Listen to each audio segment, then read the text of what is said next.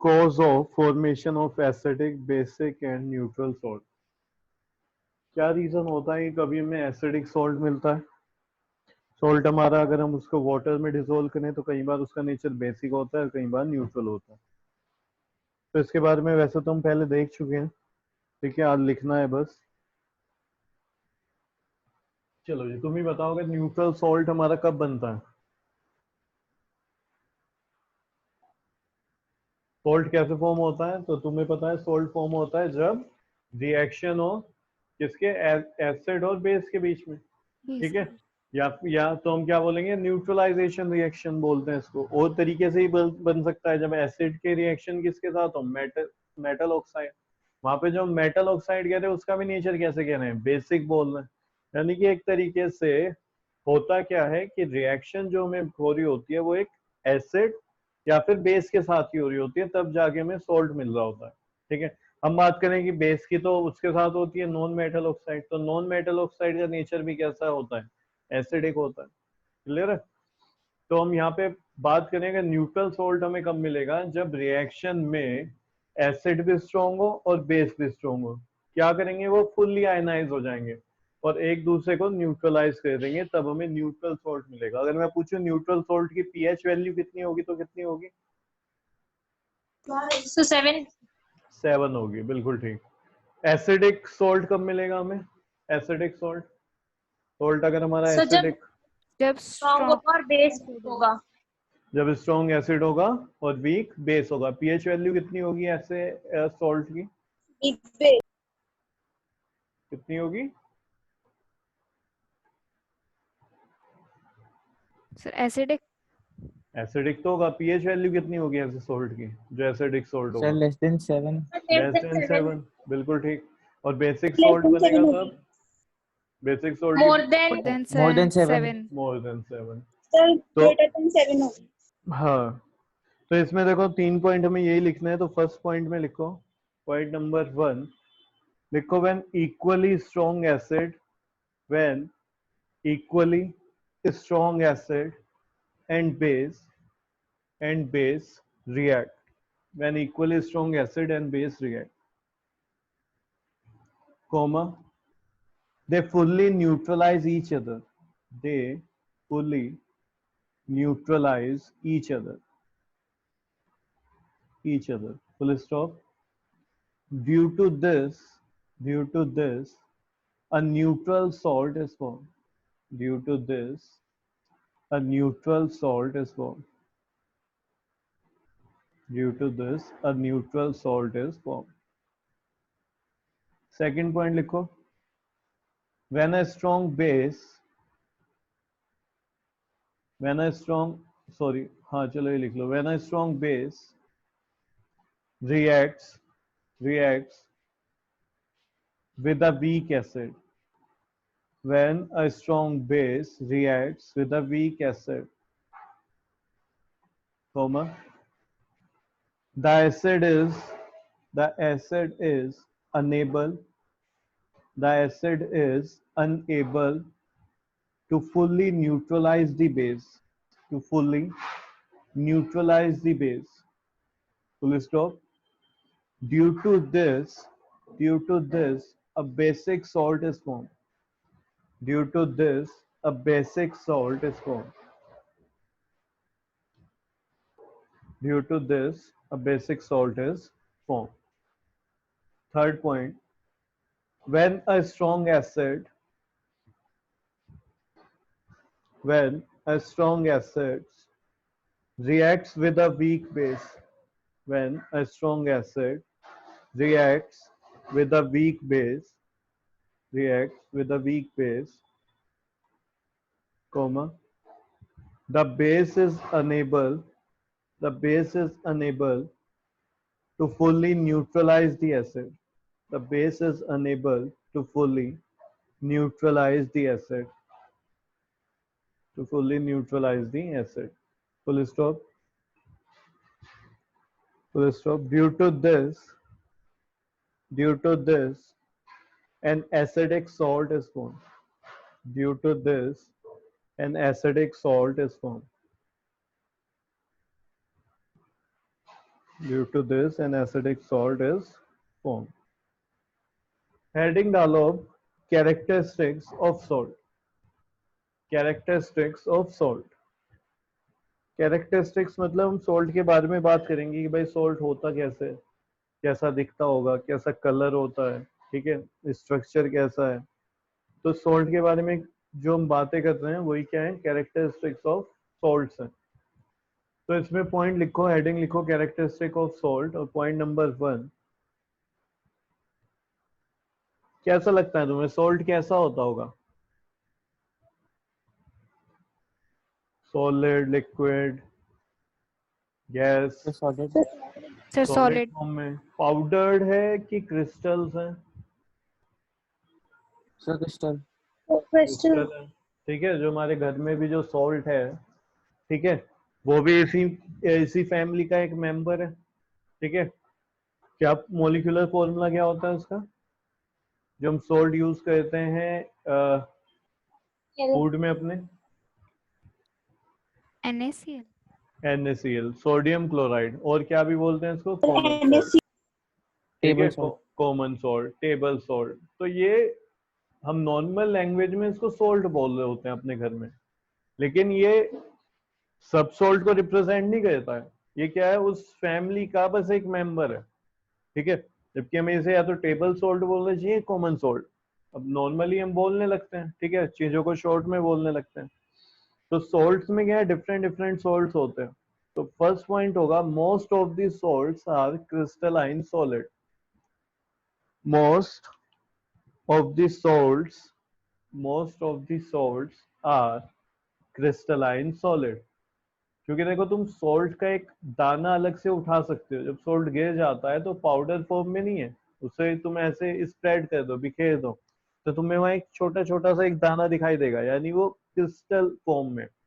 तो first point लिखा हमने, most of the salts are crystalline solid, crystalline solid. Second point, salts may be transparent, salts may be transparent or opaque। Salts कैसे हो सकते हैं, transparent भी हो सकते हैं, उनके आर पार दिख जाता है, और ओपेक भी हो सकते हैं। Third point, most of the salts are soluble in water. Mostly जो सॉल्ट्स हैं वो पानी में घुल जाते हैं। Most of the salts are soluble in water. Next point, fourth characteristic, solution of salts, solutions of salts conducts electricity। Solution of salts conducts electricity। Full stop. इसी point में आगे लिखो, salts conduct electricity, salts conduct electricity in their, THEIR, in their molten state also, in their molten state also। Molten state क्या होता है, देखो, एक तो सॉल्यूशन हो गया कि हमने उसको लिक्विड में डाल दिया और उसको उसमें घुमा दिया तो डिसॉल्व हो जाएगा, जो मिला हमें क्या है, सॉल्ट सॉल्यूशन। लेकिन जहाँ पे क्या है, सॉल्ट को ऐसे करो कि उसको हीट अप कर दो थोड़ा, ठीक है, या फिर उसमें बहुत हल्का सा लिक्विड डाल दो, वाटर डाल दो, तो उस टाइम पे तुम्हें क्या मिलेगा, वो ना तो पूरा लिक्विड है ना सॉलिड है, ठीक है। उसको हम बोलते हैं कि मोल्टन स्टेट है। तो सॉल्ट जो है वो मोल्टन स्टेट में भी कंडक्शन करता है इलेक्ट्रिसिटी का। Fifth point, neutral salts are are odorless, are odorless। जो भी न्यूट्रल सॉल्ट होगा वो कैसा होगा, odorless होगा। जो कॉमन सॉल्ट है, बताओ ऑर्डर है इसका कुछ? No sir. नो कोई सर। ऑर्डर नहीं है। सिक्स पॉइंट लिखो, salts can be colorless, salts can be colorless or colored। तो जो salts हैं वो कलरलेस भी हो सकते हैं और कलर्ड भी हो सकते हैं, ठीक है।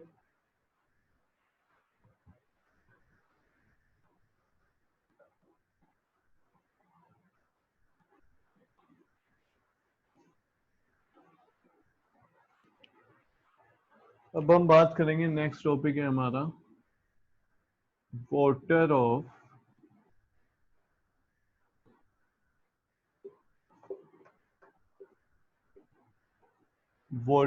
क्रिस्टलाइजेशन।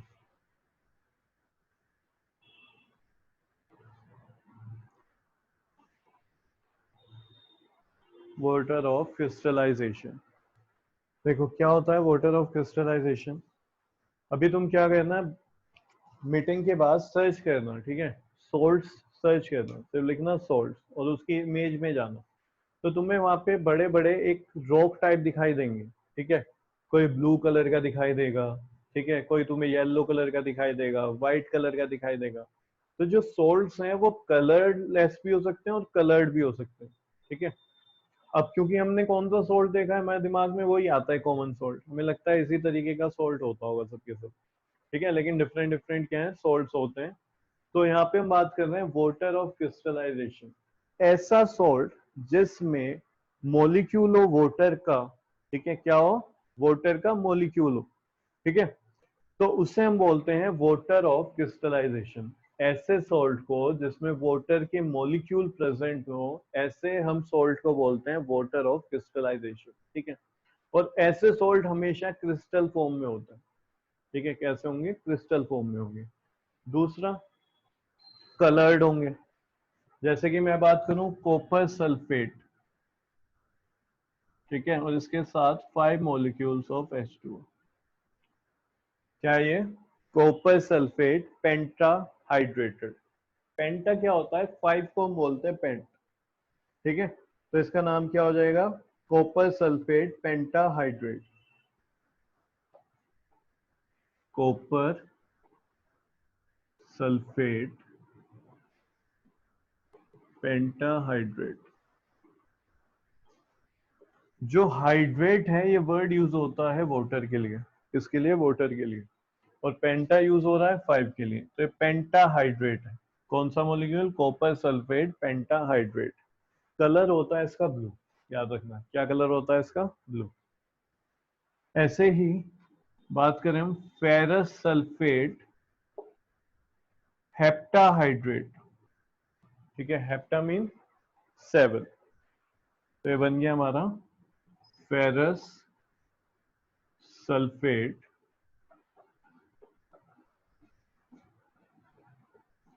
हेप्टाहाइड्रेट। तो इसमें 7 मॉलिक्यूल्स ऑफ वाटर होता है। तो कोई ऐसा सोल्ट, ये बताओ, ये हमने सोल्ट में पढ़ा था कि नहीं पढ़ा था, कॉपर सल्फेट।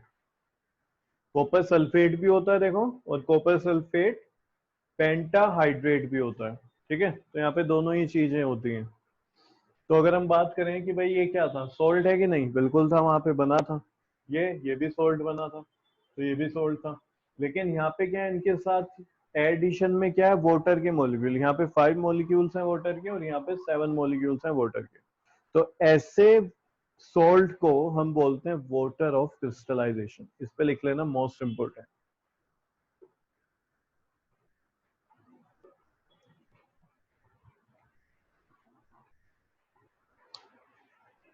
डेफिनेशन बोल रहा हूं मैं, लिखो। Many salts contain water molecule. Many salts contain water molecules and are and are known as hydrated salts and are known as hydrated salts.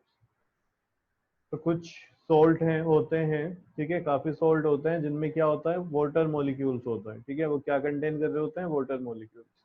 तो ऐसे सॉल्ट को हम क्या भी बोलते हैं, हाइड्रेटेड सॉल्ट, हाइड्रेटेड सॉल्ट,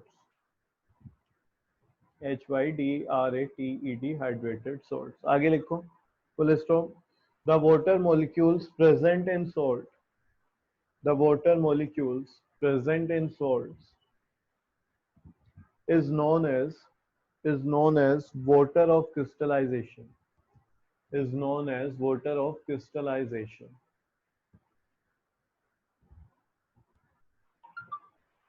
ठीक है, तो ये जो वाटर का मॉलिक्यूल होता है, सॉल्ट में, जो कि कैसे सॉल्ट है, हाइड्रेटेड सॉल्ट है, तो इसे हम वाटर मॉलिक्यूल को क्या बोलते हैं यहाँ पे, वाटर ऑफ क्रिस्टलाइजेशन। एग्जाम्पल लिख लो इसकी। किसी कोई डाउट है तो पूछ लो जल्दी से। ये टॉपिक समझ आया कि नहीं आया? वंशिका,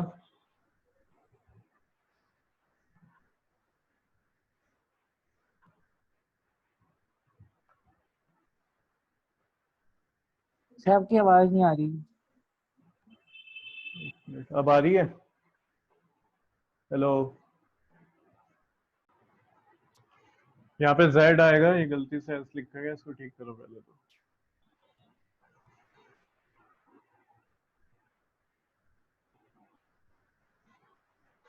क्या लिख दिया? नहीं, टी छूट गया इसमें, स्पेलिंग एक बार देख लेना, ये गलत लिखी गई थी, टी रह गया था वहां पे, और वहां पे जेड कर लो, वाटर ऑफ क्रिस्टलाइजेशन। दोबारा सुनो, देखो जिसको साउंड की प्रॉब्लम थी।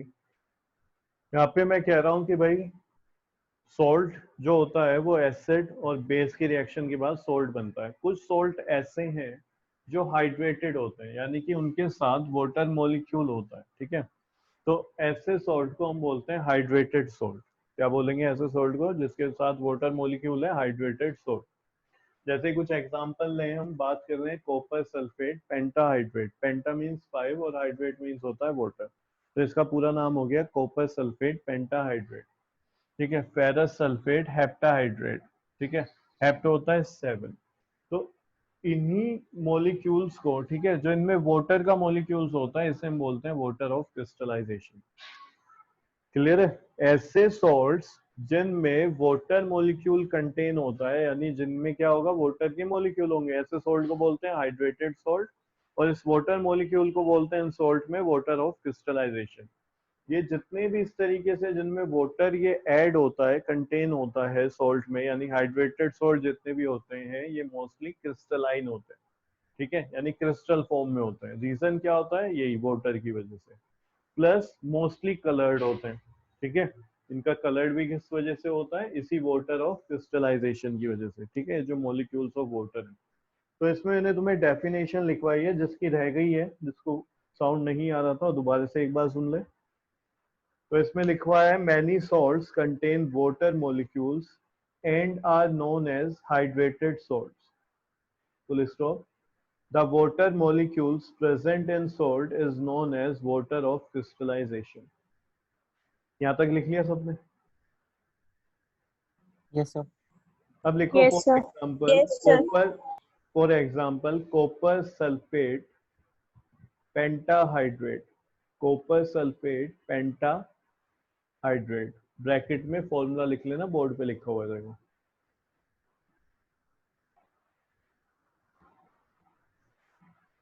अगला एग्जांपल लिखो कोमा लगा के, ferrous sulphate heptahydrate, ferrous sulphate heptahydrate,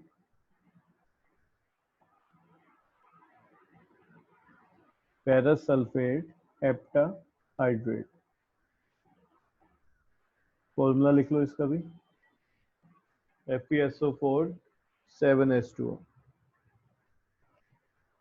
coma plaster of Paris, plaster of Paris etcetera, plaster of Paris etcetera. तो ये सब क्या है? वाटर ऑफ क्रिस्टलाइजेशन होता है इनमें, इन सॉल्ट्स में। अब बात करते हैं, देखो कॉपर सल्फेट, हेडिंग डालो copper sulphate pentahydrate, copper sulphate pentahydrate.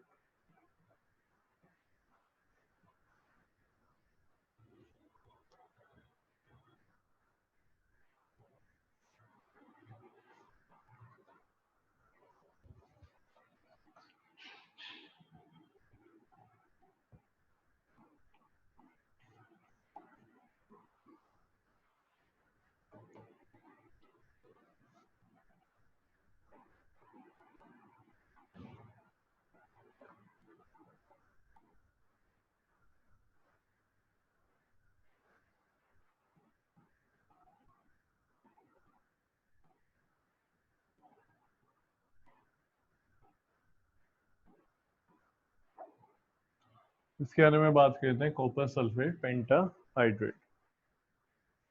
इसमें जो ये 5 मॉलिक्यूल्स होते हैं वाटर के, इसी वजह से इसका कलर क्या होता है जी, ब्लू होता है, कॉपर सल्फेट पेंटाहाइड्रेट का।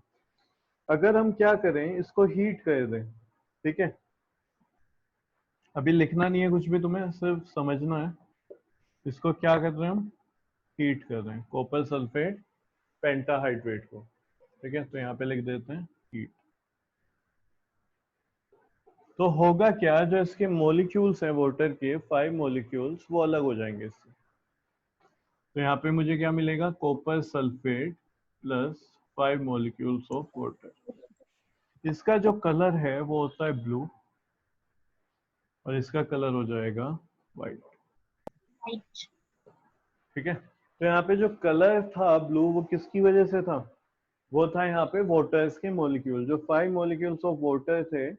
अगर हम उनको हटा दें, कैसे हटाएंगे, हीट करके, तो यहाँ पे क्या होगा, जो वाटर मॉलिक्यूल्स है वो यहाँ से हट जाएगा और हमें सिर्फ मिलेगा कॉपर सल्फेट, जो कि कलर कैसा होगा उसका, व्हाइट। यानी ये जो कलर है इसका, वो किसकी वजह से, इन वाटर मॉलिक्यूल्स की वजह से।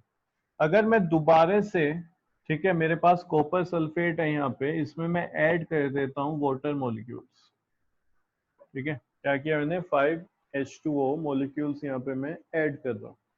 तो दोबारा से इसका कलर क्या मिल जाएगा मुझे, मानो मुझे मिल गया था व्हाइट, इसमें मैंने थोड़ा सा वाटर डाला, तो वाटर के जो 5 मॉलिक्यूल्स हैं वो एक कॉपर सल्फेट मॉलिक्यूल्स के साथ रिएक्ट कर जाएंगे, उसका कलर क्या होना शुरू हो जाएगा, ब्लू चेंज हो जाएगा कलर, व्हाइट से ये फिर किस में मिल जाएगा, ब्लू में। यानी क्या बन जाएगा दोबारा से, copper sulphate pentahydrate, pentahydrate, ठीक है, इसका कलर क्या है, दोबारा से ब्लू हो गया। तो ये हमें यहाँ से पता चल गया कि ये जो कलर होता है किसकी वजह से होता है, वाटर ऑफ क्रिस्टलाइजेशन की वजह से, यानी कि मॉलिक्यूल्स ऑफ वाटर की वजह से। तो इसमें पहले पॉइंट्स लिखना है, फिर उसके बाद मैं बताऊंगा रिएक्शन कहाँ पे कौन सी लिखनी है। फर्स्ट पॉइंट लिखो, point number 1, blue colour of copper sulphate, blue color of copper sulfate pentahydrate, blue color of copper sulfate pentahydrate is due to presence of five molecules of water, is due to presence of 5 molecules of water. Next point, when copper sulfate pentahydrate is heated, when copper sulfate pentahydrated is heated, comma, it loses water molecules,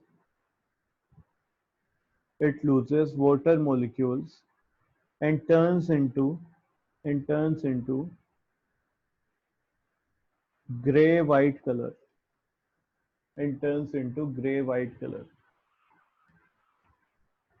comma, which is known as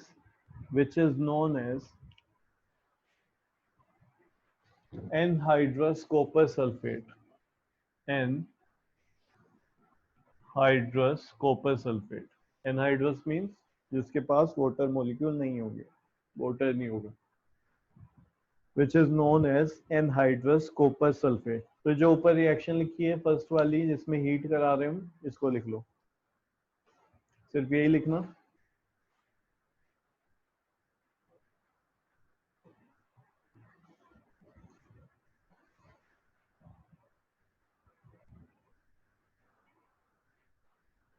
third point लिखो, after adding water, comma, anhydrous copper sulfate becomes blue again. After adding water, comma, anhydrous copper sulfate becomes blue again, ठीक है। जो reaction है इसको लिख लो, second वाली को।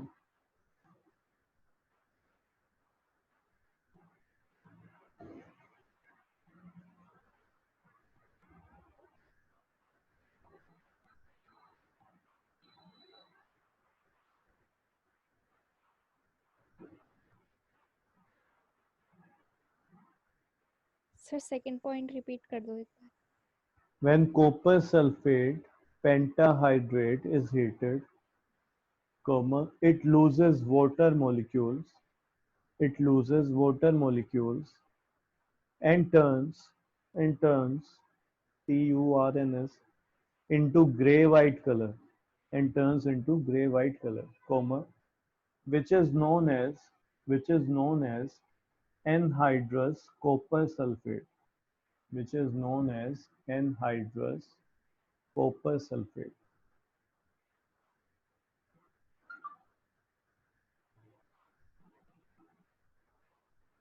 अब जो थर्ड पॉइंट है उसके बाद ये लास्ट वाली रिएक्शन लिख लो और फिर 2 लाइन का गैप रखो और एक स्टार पॉइंट लिखो.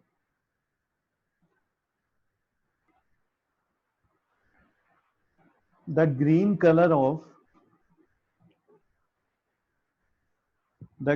color of ferrous sulfate heptahydrate.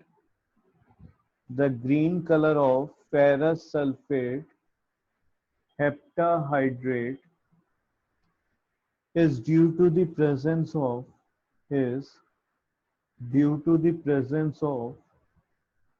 7 molecules of water in it. Is due to the presence of 7 molecules of water in it. Sir आपकी वॉइस क्लियर नहीं है. रिपीट कर देता हूं मैं. The green color of ferrous sulfate, the green color of ferrous sulfate heptahydrate is due to the presence of 7 molecules of water in it. Is due to the presence of 7 molecules of water in it. Complete हो गया तुम्हारा water of crystallisation.